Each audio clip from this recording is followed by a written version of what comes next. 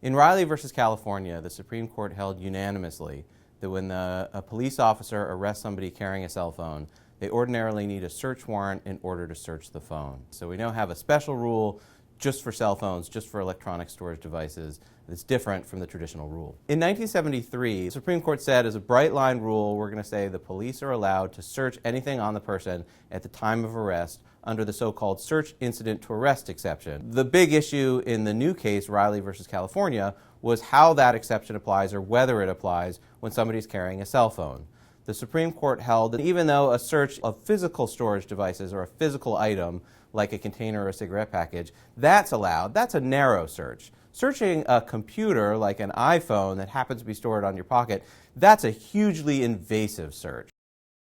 So the Riley case is important for two reasons. One, just as a practical matter, it's an important rule. The police have to treat cell phones, computers differently than they treat traditional physical items.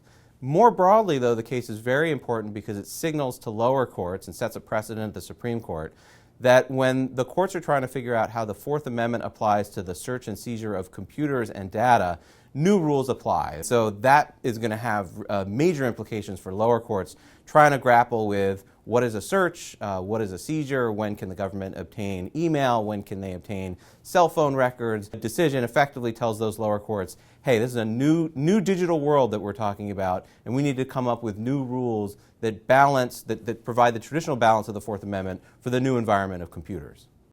One important exception is consent. So what a lot of police officers will do upon making the arrest, they'll go to the person who's been arrested and say, can I search your cell phone? A lot of people in that high-pressure situation will say, yes, you can, and that means the officers are allowed to search the phone without a warrant as long as there's consent.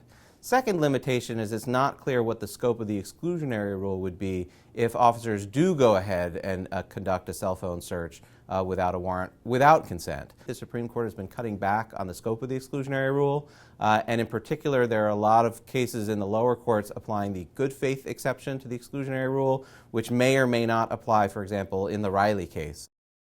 One surprise about the decision is that it was unanimous. This was a highly privacy protective decision, unanimously coming from the Supreme Court, and a majority opinion by the Chief Justice. No dissenting opinions. So quite surprising that all 9 justices appear to be on board.